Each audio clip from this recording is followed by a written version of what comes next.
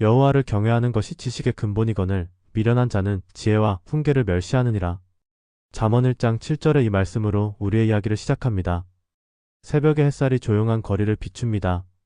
세상이 깨어나기 전 이 고요한 시간 속에서 우리는 묻게 됩니다. 지혜란 무엇일까요? 세상은 똑똑한 사람을 원합니다. 높은 학벌, 뛰어난 능력, 빠른 판단력을 가진 사람을 찾습니다.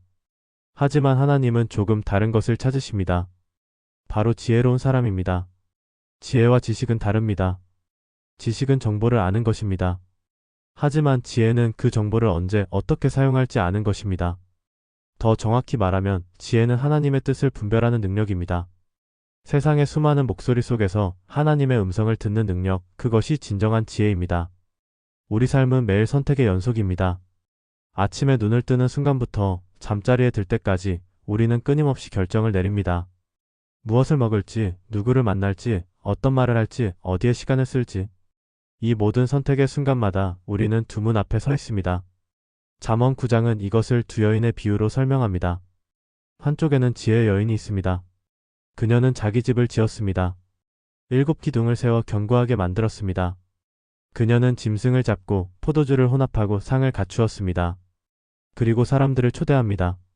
어리석은 자들아, 이리로 돌이키라. 지혜 없는 자들에게 이르기를, 와서 내 음식을 먹으며 내가 혼합한 포도주를 마시라. 반대편에는 미련한 여인이 있습니다. 그녀는 떠들며 어리석어서 아무것도 알지 못합니다. 자기 집 문에 앉아 성읍 높은 곳에 있는 자리에 앉아서 자기 길을 바로 가는 행인들을 불러 이르기를, 누구든지 어리석은 자는 이리로 돌이키라. 그녀가 주는 것은 무엇입니까? 도둑질한 물이 달고 몰래 먹는 떡이 맛이 있다고 말합니다. 두 갈래 길이 우리 앞에 놓여 있습니다. 한쪽은 밝고 한쪽은 어둡습니다. 한쪽은 견고하게 지어진 집으로 가고 한쪽은 무너질 토대 위에 서 있습니다. 놀라운 것은 두 여인 모두 똑같이 어리석은 자는 이리로 돌이키라고 부른다는 것입니다. 차이는 무엇입니까? 한 여인은 생명을 주고 다른 여인은 죽음을 줍니다. 인생의 선택은 매일 이 두 문 앞에서 이루어집니다. 때로는 선택이 분명해 보입니다. 하지만 대부분의 경우 두 길은 비슷해 보입니다. 미련한 여인도 달콤함을 약속합니다. 쉬운 길, 빠른 성공, 즉각적인 만족을 약속합니다. 하지만 성경은 말합니다. 죽은 자들이 거기 있고 그녀의 객들이 수월 깊은 곳에 있느니라. 그렇다면 우리는 어떻게 지혜의 길을 선택할 수 있을까요? 말을 생각해 봅시다. 우리가 매일 사용하는 말입니다. 잠언 15장 4절은 이렇게 말합니다. 온유한 혀는 생명나무이지만 패역한 혀는 마음을 상하게 한다. 생명나무와 상한 마음. 이 두 가지 모두 우리의 혀에서 나옵니다. 한마디의 말이 얼마나 큰 힘을 가지고 있는지 우리는 알고 있습니다. 아침에 가족에게 건네는 따뜻한 인사 한마디가 하루 전체의 분위기를 바꿉니다. 직장에서 동료에게 던진 비난의 말 한마디가 관계를 무너뜨립니다. 친구에게 전한 위로의 말 한마디가 절망에서 희망으로 사람을 끌어올립니다. 혀는 작습니다. 우리 몸에서 가장 작은 기관 중 하나입니다. 하지만 그 영향력은 엄청납니다. 잠언 18장 21절은 말합니다. 죽고 사는 것이 혀의 힘에 달렸나니. 문자 그대로 생명과 죽음이 우리의 말에 달려있다는 것입니다. 식탁에 둘러앉은 가족을 상상해 보십시오. 아버지가 힘든 하루를 보내고 돌아왔습니다. 어머니도 지쳐 있습니다. 자녀들도 학교에서 스트레스를 받았습니다. 이 순간 누군가 한마디 던집니다. 오늘 하루도 힘들었지? 고생했어. 이 간단한 말 한마디가 긴장을 풀어줍니다. 서로를 향한 이해가 생깁니다. 식탁이 따뜻해집니다. 하지만 만약 다른 말이 나온다면 어떻게 될까요? 왜 맨날 그 모양이야? 너는 왜 항상 그것밖에 못해? 같은 날, 같은 상황인데 전혀 다른 결과가 나옵니다. 가정이 전쟁터가 됩니다. 직장도 마찬가지입니다. 실수한 동료에게 괜찮아, 다음에 잘하면 되라고 말하는 것과 역시 너답다고 비꼬는 것의 차이. 하늘과 땅 차이입니다. 한쪽은 사람을 세우고 한쪽은 사람을 무너뜨립니다. 잠언은 계속해서 말의 중요성을 강조합니다. 경솔히 말하여 칼로 찌르는 것 같이 하는 자가 있지만 지혜로운 자의 혀는 양약과 같다. 미련한 자는 자기의 생각을 다 드러내지만 지혜로운 자는 그것을 억제한다. 온순한 대답은 분노를 쉬게 하지만 과격한 말은 노여움을 격동시킨다. 우리의 혀를 지키는 것, 이것이 지혜의 시작입니다. 이제 돈에 대해 이야기해 봅시다. 부와 가난, 이것은 언제나 민감한 주제입니다. 잠언은 이에 대해 무엇이라고 말합니까? 잠언 10장 15절은 현실적으로 말합니다. 부자의 재물은 그의 견고한 성이요 가난한 자의 궁핍은 그의 멸망이니라. 돈이 있으면 보호받을 수 있습니다. 위기가 왔을 때 버틸 수 있습니다. 하지만 가난하면 작은 문제도 큰 재앙이 됩니다. 그렇다면 잠언은 돈을 추구하라고 말합니까? 아닙니다. 문제는 돈 자체가 아닙니다. 문제는 우리의 태도입니다. 탐욕과 게으름, 이 두 가지가 문제입니다. 잠언 6장 6절부터 11절은 게으른 자에게 말합니다. 게으른 자여, 개미에게 가서 그가 하는 것을 보고 지혜를 얻으라. 개미는 두령도 없고 감독자도 없고 통치자도 없지만 여름 동안 자기 먹을 것을 예비하며 추수 때에 자기 양식을 모으느니라. 게으른 자여, 내가 어느 때까지 눕겠느냐? 언제 잠에서 깨어나겠느냐? 좀 더 자고 좀 더 졸고 손을 모으고 좀 더 누워있고자 하니 그리하면 내 빈궁이 강도같이 내 궁핍이 군사같이 오리라. 작은 개미를 보십시오. 여름에 부지런히 일합니다. 누가 시키지 않아도 일합니다. 겨울을 준비합니다. 그런데 사람은 어떻습니까? 좀 더 자자, 좀 더 쉬자 하다가 가난이 강도처럼 찾아옵니다. 하지만 반대로 탐욕도 견고합니다. 잠언 15장 27절은 말합니다.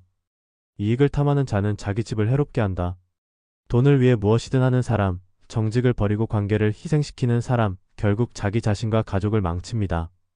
잠언 30장 8절에서 9절의 기도는 균형 잡힌 태도를 보여줍니다. 나를 가난하게도 마옵시고 부하게도 마옵시고 오직 필요한 양식으로 나를 먹이시옵소서. 혹 내가 배불러서 하나님을 모른다 여호와가 누구냐 할까 하오며 혹 내가 가난하여 도둑질하고 내 하나님의 이름을 욕되게 할까 두려워함이니이다. 너무 많아도 너무 적어도 문제입니다. 필요한 만큼 그것이 지혜입니다. 그리고 그것을 얻기 위해 정직하게 부지런히 일하는 것, 그것이 잠언이 가르치는 경제의 지혜입니다. 돈은 도구입니다. 선하게 사용할 수도 악하게 사용할 수도 있습니다. 잠언 11장 24절과 25절은 말합니다. 흩어 구제하여도 더욱 부하게 되는 일이 있나니 과도히 아껴도 가난하게 될 뿐이니라. 구제를 좋아하는 자는 풍족하여질 것이요 남을 윤택하게 하는 자는 자기도 윤택하여지리라. 진정한 부는 쌓아두는 것이 아니라 흘려보내는 것에서 옵니다. 이것이 하나님 경제의 역설입니다. 가정으로 시선을 돌려봅시다. 잠언 14장 1절은 이렇게 선포합니다. 지혜로운 여인은 자기 집을 세우되 미련한 여인은 자기 손으로 그것을 허느니라. 집을 세우는 것과 허무는 것, 건축가와 파괴자. 놀랍게도 같은 사람이 둘 다 될 수 있습니다. 차이는 지혜에 있습니다. 집을 세운다는 것은 무엇입니까? 큰 집을 짓는 것입니까? 비싼 가구로 채우는 것입니까? 아닙니다.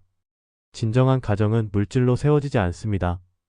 가정은 말과 태도로 세워집니다. 잠언 17장 1절은 말합니다. 마른 떡 한 조각만 있고도 화목하는 것이 재물이 집에 가득하고 다투는 것보다 나으니라.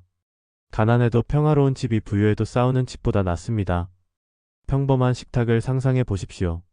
메뉴는 소박합니다. 하지만 그 주위에 앉은 가족들은 웃고 있습니다. 서로의 하루 이야기를 나눕니다. 작은 농담에 함께 웃습니다. 누군가 힘들어하면 위로해 줍니다. 이것이 진정한 부입니다. 반대 그림도 그려봅시다.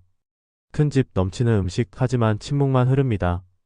아니면 더 나쁘게 비난과 원망만 오갑니다. 왜 이것밖에 못 벌어와? 당신은 왜 그 모양이야? 너희들은 공부나 해. 이런 집은 지옥입니다. 지혜로운 여인은 어떻게 집을 세웁니까? 잠언 31장을 봅시다. 그녀는 부지런합니다.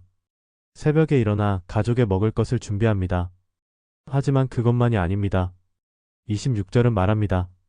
입을 열어 지혜를 베풀며 그의 혀에는 인자한 교훈이 있느니라. 지혜를 베푸는 입, 인자한 교훈이 있는 혀. 이것이 집을 세우는 도구입니다. 가정의 리더는 힘으로 통제하지 않습니다. 지혜로 인도합니다. 비난으로 무너뜨리지 않습니다. 인자함으로 세웁니다. 남편과 아내의 관계도 마찬가지입니다. 잠언 5장 18절은 말합니다. 내 셈이 복되게 하라. 내 젊어서 취한 아내를 기뻐하라. 결혼은 의무가 아닙니다. 기쁨입니다. 서로를 짐으로 보는 것이 아니라 축복으로 보는 것입니다. 잠언 12장 4절도 말합니다. 어진 여인은 그 지아비의 면류관이나 욕을 끼치는 여인은 그 지아비의 뼈가 썩음과 같게 하느니라.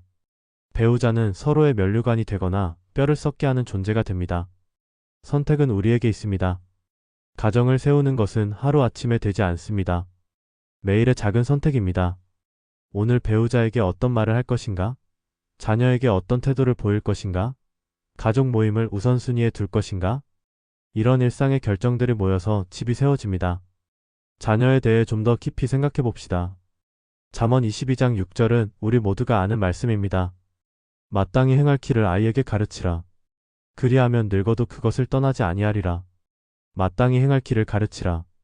어떻게 가르칩니까? 많은 부모가 착각합니다. 말로 가르치려고 합니다. 이렇게 해라, 저렇게 하지 마라. 물론 말도 중요합니다. 하지만 자녀는 말보다 행동을 더 많이 배웁니다. 부모가 정직하면 자녀도 정직을 배웁니다. 부모가 거짓말하면서 자녀에게 정직하라고 말해봐야 소용없습니다. 부모가 성경을 읽으면 자녀도 성경을 가까이 합니다. 부모가 성경을 먼지 쌓인 책장에 꽂아두고 자녀에게 성경을 읽으라고 하면 자녀는 성경이 중요하지 않다고 배웁니다. 부모의 삶이 거울입니다. 자녀는 그 거울을 보며 자랍니다. 부모가 화를 참지 못하면 자녀도 감정 조절을 못합니다. 부모가 돈을 우상처럼 섬기면 자녀도 물질주의자가 됩니다. 부모가 주의를 거룩하게 지키면 자녀도 하나님을 경외하는 법을 배웁니다. 잠언 13장 24절은 훈계에 대해 말합니다. 매를 아끼는 자는 그의 자식을 미워하며 자식을 사랑하는 자는 근실히 징계하느니라. 이 구절은 오해받기 쉽습니다. 때리라는 말이 아닙니다. 징계하라는 말입니다. 사랑은 방임이 아닙니다. 자녀가 잘못된 길로 가는데 그냥 두는 것은 사랑이 아닙니다. 진정한 사랑은 때로 고통스럽습니다. 자녀가 싫어하는 말을 해야 할 때도 있습니다. 안 되라고 말해야 할 때가 있습니다. 이것이 근실을 징계하는 것입니다. 하지만 여기서 중요한 것이 있습니다. 징계는 분노로 하는 것이 아닙니다. 사랑으로 하는 것입니다. 자녀를 망가뜨리기 위함이 아니라 세우기 위함입니다. 부모의 화풀이가 되어서는 안 됩니다. 잠언 29장 17절은 말합니다. 내 자식을 징계하라. 그리하면 그가 너를 평안하게 하겠고 내 마음에 기쁨을 주리라. 징계의 목적은 평안과 기쁨입니다. 파괴가 아니라 건설입니다. 그리고 한 가지 더. 자녀를 있는 그대로 사랑하십시오. 잠언 17장 6절은 말합니다. 손자는 노인의 면류관이요 아비는 자식의 영안이라. 자녀는 부모를 자랑스러워합니다. 부모도 자녀를 자랑스러워해야 합니다. 조건 없이 있는 그대로. 1등하면 사랑해 줄 게가 아닙니다. 내가 우리 아들이라서 우리 딸이라서 사랑해. 이것이 진정한 사랑입니다. 이런 사랑 속에서 자란 아이는 세상이 무너져도 일어설 수 있습니다. 왜냐하면 자기가 사랑받을 가치가 있다는 것을 알기 때문입니다. 이제 우리는 결론을 향해 갑니다. 지혜의 뿌리로 돌아갑니다. 잠언 3장 5절부터 6절. 너는 마음을 다하여 여호와를 신뢰하고 내 명철을 의지하지 말라. 너는 범사의 그를 인정하라. 그리하면 내 길을 지도하시리라. 마음을 다하여 여호와를 신뢰하라. 이것이 지혜의 핵심입니다. 우리의 명철, 우리의 지식, 우리의 경험을 의지하지 말라는 것입니다. 그것들이 쓸모없다는 것이 아닙니다. 하지만 그것들은 제한적입니다. 우리는 미래를 알 수 없습니다. 우리는 모든 것을 통제할 수 없습니다. 하지만 하나님은 아십니다. 하나님은 하실 수 있습니다. 그러므로 그분을 신뢰하는 것이 지혜입니다. 범사의 그를 인정하라. 작은 일에도 큰 일에도, 아침에 눈 떴을 때도 밤에 잠들 때도, 성공했을 때도 실패했을 때도, 기쁠 때도 슬플 때도, 모든 순간 하나님을 인정하는 것입니다. 그리하면 어떻게 됩니까? 내 길을 지도하시리라. 우리가 길을 찾는 것이 아닙니다. 하나님이 우리의 길을 인도하십니다. 우리는 그저 따라가기만 하면 됩니다. 잠언 1장 7절로 돌아갑니다. 여호와를 경외하는 것이 지식의 근본이거늘. 경외한다는 것은 무엇입니까? 두려워하는 것입니까? 부분적으로는 맞습니다. 하지만 그것만은 아닙니다. 경외는 존경과 사랑이 섞인 두려움입니다. 하나님이 위대하시다는 것을 아는 것입니다. 하나님이 거룩하시다는 것을 아는 것입니다.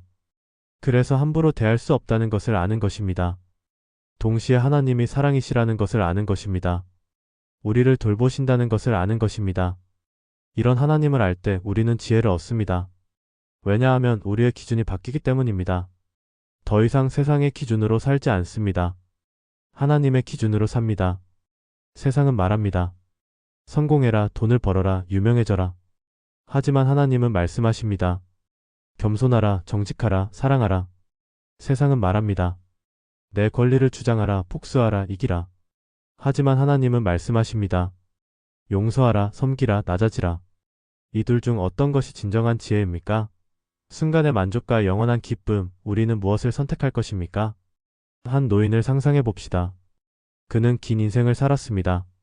성공도 있었고 실패도 있었습니다. 기쁨도 있었고 슬픔도 있었습니다. 이제 그는 조용한 방에 혼자 앉아 있습니다. 그리고 고개를 숙입니다. 기도합니다. 하나님 감사합니다. 제 인생의 모든 순간에 함께 하셨습니다. 제가 넘어졌을 때 일으켜 주셨습니다. 제가 길을 잃었을 때 찾아주셨습니다. 제가 교만했을 때 겸손을 가르쳐 주셨습니다. 이제 저는 압니다. 진정한 지혜는 당신을 아는 것이었습니다. 이것이 지혜의 여정의 끝입니다. 하나님을 경외하는 것으로 시작해서 하나님을 신뢰하는 것으로 끝납니다. 그 사이에 모든 삶이 있습니다. 말의 지혜, 물질의 지혜, 가정의 지혜, 자녀 교육의 지혜. 모든 것이 하나님을 경외하는 데서 나옵니다. 잠언 16장 3절은 말합니다. 내일을 여호와께 맡기라. 그리하면 내 경영하는 것이 이루어지리라. 우리의 계획을 하나님께 맡기는 것, 이것이 최고의 지혜입니다. 오늘 여러분은 어디에 서 있습니까? 지혜의 여인 앞입니까? 미련한 여인 앞입니까? 여러분의 말은 생명나무입니까? 상처입니까? 여러분의 가정은 세워지고 있습니까? 무너지고 있습니까? 아직 늦지 않았습니다. 지금이 바로 지혜를 선택할 때입니다. 하나님을 경외하는 삶, 하나님을 신뢰하는 삶을 시작할 때입니다. 잠언 4장 23절로 마무리합니다. 모든 지킬 만한 것 중에 더욱 내 마음을 지키라. 생명의 근원이 이에서 남이니라. 여러분의 마음을 지키십시오. 하나님의 지혜로 채우십시오. 그리하면 여러분의 삶에서 생명이 흘러나올 것입니다. 다른 사람들에게 축복이 될 것입니다. 이것이 잠언이 우리에게 주는 메시지입니다. 지혜롭게 사십시오. 하나님을 경외하며 사십시오. 그리하면 여러분의 삶이 아름다운 간증이 될 것입니다. 이 영상이 여러분께 도움이 되었다면 구독 버튼과 좋아요를 눌러주시기 바랍니다. 더 많은 사람들이 하나님의 지혜를 발견할 수 있도록 함께 해주십시오. 감사합니다.